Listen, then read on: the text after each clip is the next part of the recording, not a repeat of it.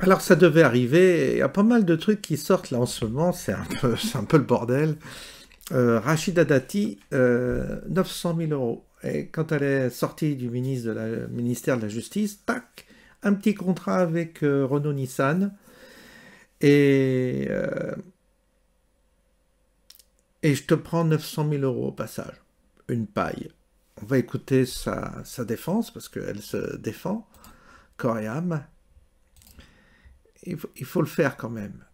Il faut le faire. Donc voilà les deux questions écrites qu'on me reproche, qui sont l'objet supposé de la corruption. Ensuite, sur mon activité d'avocat, j'aurais été trop payé. Pourquoi Renault-Nissan, l'Alliance, me demande d'être leur avocate? Nous sommes en 2009. Je signe mon contrat en 2009 pour une corruption réalisée en 2012. Donc Entre 2010 et 2012. Non, non, les dates, regardez bien les dates, donnez les dates. 4 juillet 2012, et qu'est-ce que vous voyez là? 23 octobre 2012. Voilà, donc je signe un contrat en 2009 qui s'oppose à une corruption pour qu'elle soit réalisée 3 ans plus tard. En attendant, je suis payée comme avocate. Donc vous avez touché sur ces 2 années, pardon, j'essaie juste de comprendre, 900 000 euros entre 2010 et 2012. Sur 3 ans. Pour des questions, sur 3 ans, des prestations de conseil. Ce sont des honoraires d'avocat, c'est pas un revenu. Normaux. Je paye des charges, des impôts. On essaie de comprendre à quoi correspondent ces 900 000 euros. L'expliquer. Et donc, ce sont des honoraires et pas des revenus, puisque de ces honoraires, il reste à peu près 30% qui me reviennent comme revenus. Et donc, pourquoi Renault-Nissan, l'Alliance, me demande d'intervenir? Nous sommes à une époque, je signe en 2009, 2010, 2011, 2012. Que se passe-t-il à l'époque dans une région très sensible, Maghreb-Moyen-Orient? D'abord, il y a les printemps arabes. Toute cette région-là est très impactée. Que se passe-t-il? Il y a des enjeux pour Renault-Nissan de fermeture de sites ou de limitation au développement sur 4 pays très précis. Le Maroc, l'Algérie, l'Iran et la Turquie.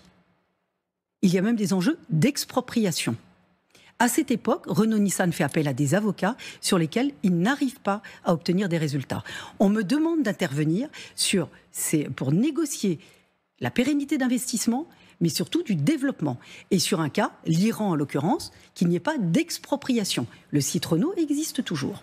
Peugeot avait été, à l'époque, exproprié. Et donc, sur ces 4 pays, j'ai exercé ma mission d'avocat sur ces 3 ans, dans le contexte aussi très fracturé et très agité de cette époque. C'est une zone sensible que je connais bien, dont je connais très bien et le droit, la réglementation et les institutions. Attendez, je termine. Comment se déroulaient ces missions d'avocat? C'est très simple. Il y avait des réunions physiques, des conférences et des conférences téléphoniques. Au siège de Renault, avec M. Gauze, jamais en tête-à-tête, toujours avec des représentants des directions ou des services concernés par la mission ou par le pays. Donc, qui organise ces réunions? L'assistante de M. Gauze et l'assistante des services concernés. L'assistante qui est connue, qui est libre, n'a jamais été entendue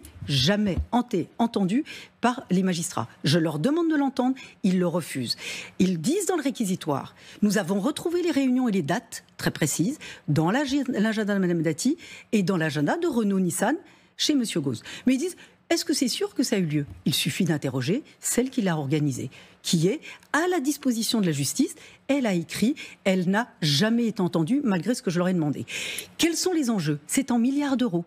Les enjeux de ces usines, l'usine par exemple au Maroc, à Tanger, c'est la plus grande usine au monde pour Renault-Nissan. Ok, alors, 900 000 euros, c'est une paille, mais elle se défend, mais tu penses bien que elle est ministre de la Justice sous Sarkozy.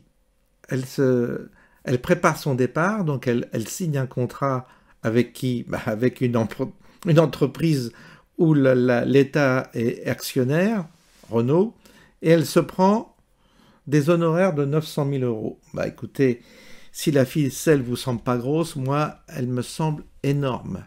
Voilà où nous en sommes avec ces politicards, tous corrompus, évidemment. C'est pour ça qu'ils ont des patrimoines invraisemblables.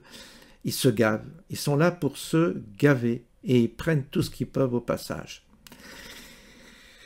Ça donne envie de vomir tout ça. Vraiment. Bonne journée à tous et à bientôt.